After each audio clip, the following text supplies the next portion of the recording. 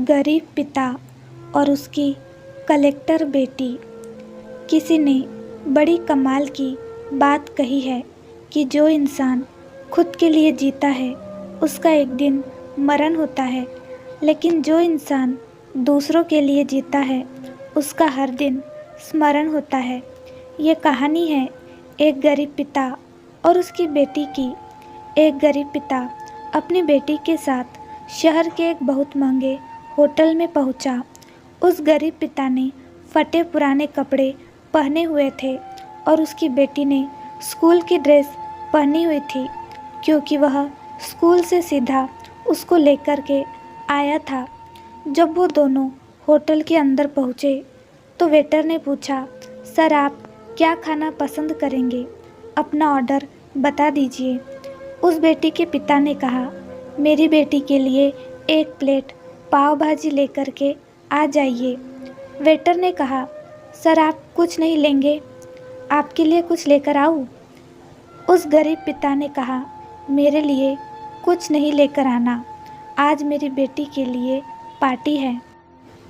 मैंने अपनी बेटी से वादा किया था कि अगर तुम पूरे ज़िले में 10th क्लास में टॉप करोगी तो मैं आपको पार्टी दूंगा। सबसे महंगे होटल में मैं आपको पाव भाजी खिलाऊंगा, तो आप बस बच्चे के लिए ले आए। यह बात जब वेटर ने सुनी तो वह दौड़ते हुए अपने होटल के मैनेजर के पास पहुंचा और मैनेजर से कहा, सर मेरी आपसे एक छोटी सी दरख्वास्त है।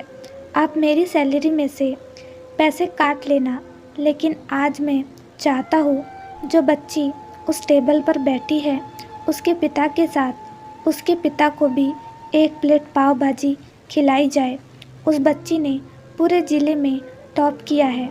सर वो गरीब पिता है, ज़्यादा पैसे नहीं होंगे, इसलिए कह रहे हैं कि सिर्फ बच्चे के लिए ले आओ। तो सर मैं चाहता हूँ कि मेरी तरफ से उन्हें भी पाव भाजी खिलाई जाए। होटल के मालिक ने जब ये बात सुनी तो वह कहने लगा, अरे क्या बात कर रहे हो छोटी सी, तुम उसके पिता के लिए भी पाव भाजी लेकर जाओ और उस लड़की के लिए भी। पैसे मत लेना, 3-4 प्लेट पाव भाजी पैक भी करा कर ले जाओ और 2-3 किलो मिठाई के डिब्बे भी साथ ले जाओ और उनसे कहना कि यह पार्टी जो है होटल की तरफ से है, हमारी बेटी ने पूरे ज़िले में टॉप किया है। उनसे कहना कि पूरे मोहल्ले में मिठाई बांटिए और जश्न मनाइए, चिंता मत कीजिए। जब ये बात होटल के मालिक ने कही तो वेटर खुश हो गया। उसने कहा, क्या बात है, कितने अच्छे मालिक के यहाँ मैं नौकरी कर रहा हूँ। जब वेटर 3-4 प्लेट पाव भाजी लेकर पहुँचा तो यह देखकर लड़की के पिता चौंक गए और बोले, मैंने तो सिर्फ एक प्लेट ही पाव भाजी मंगाई थी, इन सबको लेने के लिए मेरे पास तो पैसे नहीं हैं। वेटर ने कहा, क्या सर शर्मिंदा मत कीजिए, यह हमारी तरफ से है। ये बेटी आपकी ही नहीं, हमारी भी बेटी ही है जिसने पूरे ज़िले में टॉप किया है। यह मिठाई के डिब्बे और 3-4 प्लेट पाव भाजी पैक कर दी है, आप इन्हें लेकर जाइए और जश्न मनाइए। पिता और पुत्री खुश होकर वहाँ से चले गए।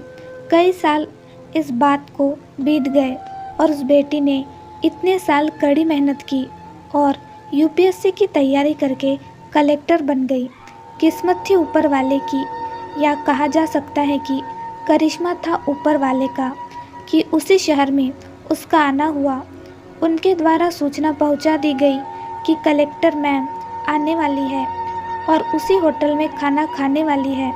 कलेक्टर साहिबा की आने की खबर मिलते ही उस गांव के सभी लोग कलेक्टर साहिबा को देखने के लिए वहां पहुंच गए।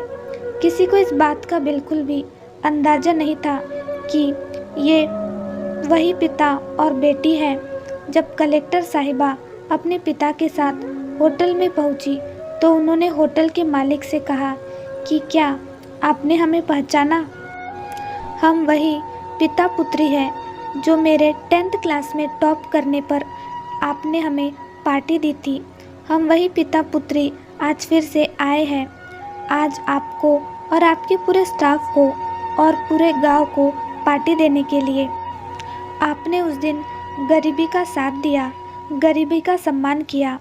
आपने उस दिन जो हमें पार्टी दी, उसने मुझे बताया कि मुझे कितनी और ऊंचाई तक पहुंचना है और मुझे मेरी मंजिल तक पहुंचना है। आपने मुझे एक नई प्रेरणा दी थी और मैं आज उसी प्रेरणा का एहसान चुकाने आई हूँ। कलेक्टर मैडम अपने मन की बात कहती जा रही थी और उनकी आंखों से आंसू बहते जा रहे थे। होटल का मालिक और वेटर दोनों हाथ जोड़कर खड़े थे और कह रहे थे, क्या बात है, ऊपर वाले का आशीर्वाद है। छोटी सी कहानी है, लेकिन सिखाती है कि कभी भी किसी गरीब का मजाक मत उड़ाना और हो सके तो उसकी मदद करना, और अगर मदद ना कर सको तो मजाक मत उड़ाना, क्योंकि वो सब देख रहा है। बनना है तो उसकी नज़र में अच्छा बनिए। कहानी कैसे लगी हमें ज़रूर बताएं दोस्तों। चैनल पर नए हैं तो लाइक, शेयर और सब्सक्राइब ज़रूर करें। कहानी सुनने के लिए धन्यवाद।